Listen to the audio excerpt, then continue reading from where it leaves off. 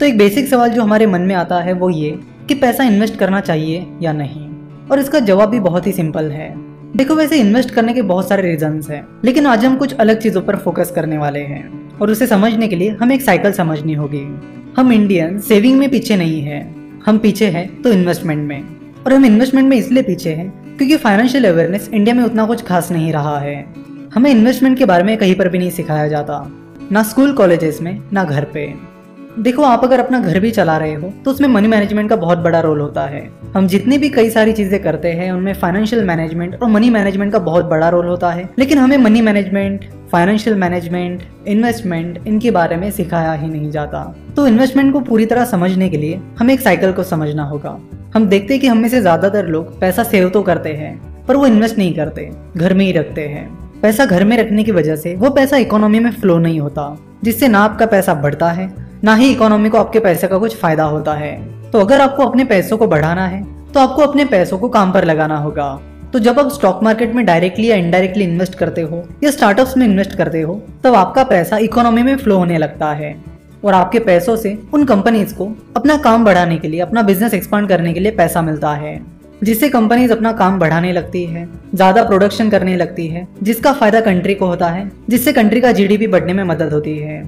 Company जब अपना operation expand करती है, अपना काम बढ़ाती है, तब लोगों को एम्प्लॉयमेंट भी मिलती है। तो कंपनी के बढ़ने से जिन लोगों को जॉब मिली है उन्हें सैलरीज मिलती है, तो उस सैलरी में से कुछ हिस्सा स्टार्टअप में इन्वेस्ट करते हैं, तो अगेन वो पैसा भी इकोनॉमी में फ्लो होने लगता है, जिससे और ज्यादा कंपनीज को पैसा मिलता है और अपना बिजनेस बढ़ाने में मदद होती है।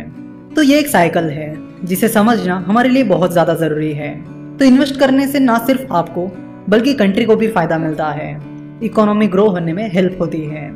सिमिलरली, जब आप एफडी यानी फिक्स डिपॉजिट करते हो तो वो पैसा बैंक्स के पास जमा होता है, फिर बैंक्स उस पैसों को किसी बिजनेस को लोन देने के लिए यूज करती है, तो उससे भी आपका पैसा इकोनॉमी में फ्लो होने में मदद होती है और इकोनॉमी को उसका फायदा मिलता है।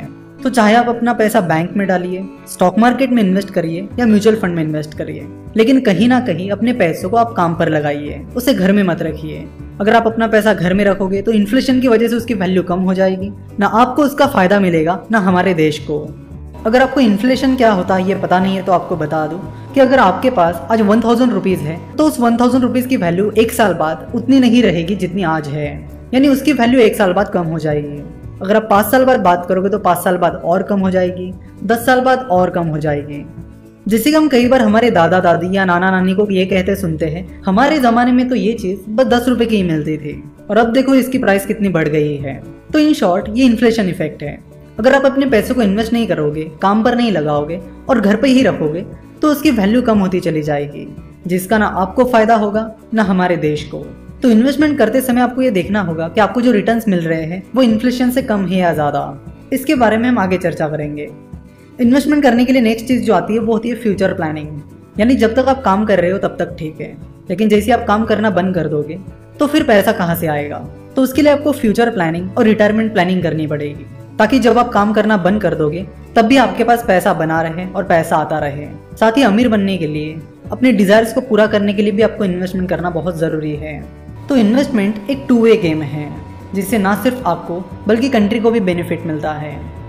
नेक्स्ट लेक्चर में हम कुछ इन्वेस्टमेंट स्ट्रीम्स के बारे में बात करेंगे, यानी वो कौन कौन से इन्वेस्टमेंट अवेन्यूज हैं जहां पर आप इन्वेस्ट कर सकते हो, कौन सा तरीका आपको सुटेबल हो सकता है और कौन सा नहीं। इन सब चीज़ों के बारे में हम नेक्स्ट लेक्चर में बात करेंगे। आशा करता हूँ कि आपको वीडियो पसंद आई होगी।